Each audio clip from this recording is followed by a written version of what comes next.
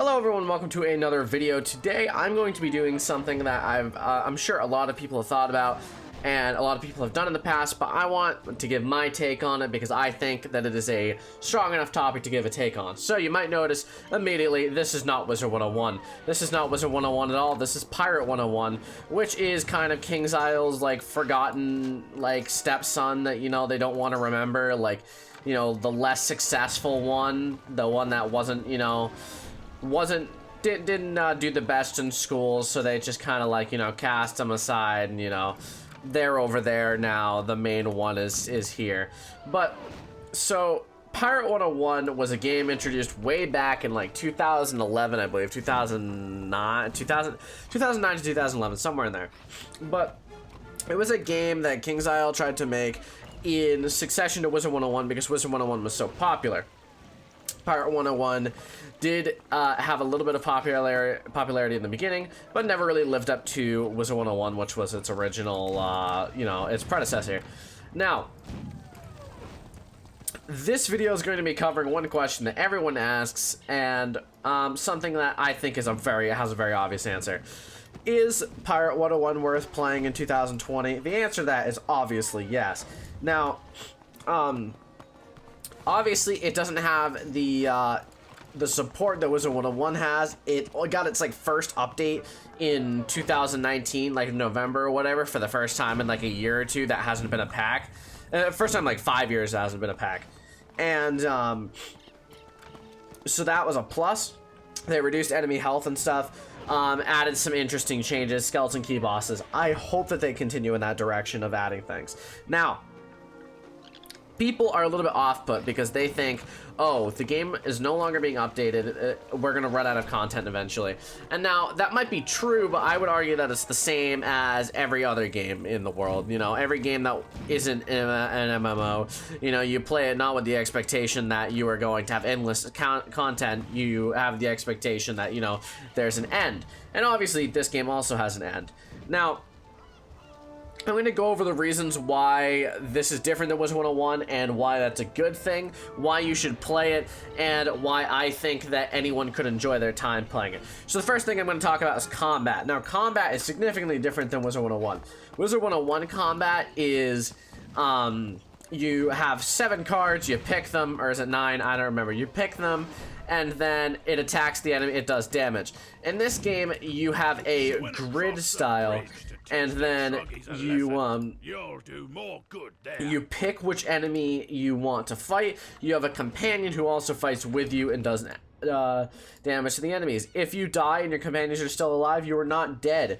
You are just knocked out, and then you can revive yourself with healing. Now, I think that this combat is actually extremely well made and is definitely definitely better than what you can expect. It's more diverse and interesting to me than Wizard 101 combat is. And you know, I think that it's definitely worth saying that the combat in this game is interesting and definitely is dynamic compared to what Wizard 101 is. Now, another change is obviously the updated graphics. The graphics of this game do look quite a bit better than Wizard 101. I would argue that obviously they're not all better, you know, especially like some things are a little bit iffy, but I think it's fine, and I think it's good. One thing I would also like to add on is, or the next thing is ship combat. Ship combat is very interesting. You have a ship, you fly through the sky beating other ships. Now, it can get a little bit tedious, but it's something that Wizard 101 doesn't have and makes it an interesting game to play. Now, this game definitely has its issues, don't get me wrong. It has significant issues with the fact that, for example, feels a little bit unbalanced. Definitely, like, for example, Cool Ranch that you play, which is the third world you play, is actually like one of the worst worlds in both Wizard 101 and Pirate 101 because it feels kind of like Celestia but longer.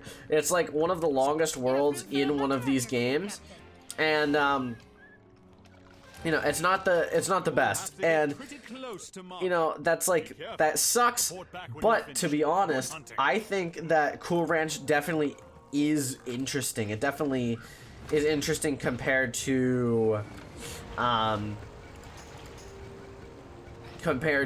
other worlds. Like, I think it's more interesting than Celestia. It has some cool characters, some cool companions, and, you know, overall a downside but an upside. Now, you know, this might convince some people that, you know, it's a game, it's a cool game to play, but I think what the main issue is, and this isn't really focusing on the game, this is focusing more on not like gameplay and game things. I'm trying to think of what the word is for it. It's more like the stigma behind it. So Pirate101 has always had this kind of stigma that it isn't as good as Wizard 101, and it isn't really worth playing anymore because they haven't updated it in so long. I think that that's blatantly untrue. Now, I've actually played this game since about 2 years after it first came out. You know, I started playing it, and I thought it was a really interesting game, a really fun game. I didn't finish that much of it, but I got up to like level 15 and then I stopped. And then about 2 or 3 years ago, I played up to the end of the game. I believe I got to Aquila. So, what the main thing I want to take away from this is, I want you to take away from this is that the game is not boring in the slightest. I wouldn't say I was ever really bored while playing it. It's interesting, it's fun, and especially if you have a friend, it can be really fun.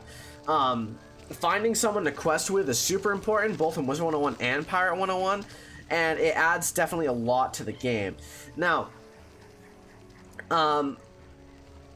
I don't really know how much more to add beyond what I've already added, besides the combat's fun. There's definitely good dynamics. There's more, or cosmetics, sorry. There's a lot more worlds, or not a lot more worlds, but there's more worlds that Wizard 101 hasn't explored, like Monquista, Valencia, Cool Ranch, stuff like that. And it adds on to Marleybone, Mushu, and stuff like that. So, basically, my message overall, let me wrap it up. Is it worth playing? Yes. It's definitely something to at least try. Something that you should try. People will probably complain like they do about Wizard 101, how you need to buy a membership, it's locked behind a paywall. You can get like up to like level 7 or 8 without buying a membership, which is about the same as Wizard 101. So people are going to complain about that, but I don't think it's that much of an issue. What I would recommend doing is trying it. If you get up to, you know, level 7 or 8 and you decide, hey, this game's fun, I want to keep playing it, buy a membership. If not, don't. Fun fact, if you buy a Pirate 101 membership while also having a Wizard 101 membership, it only costs $7 a month and not $10.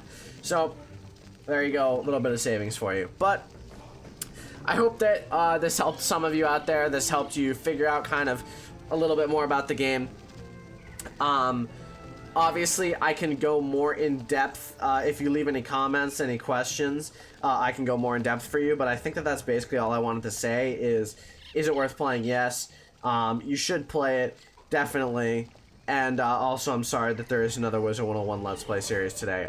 You can tell I'm stalling. I am stalling because I've just been really busy recently, and playing Wizard 101 is the last thing I want to do right now.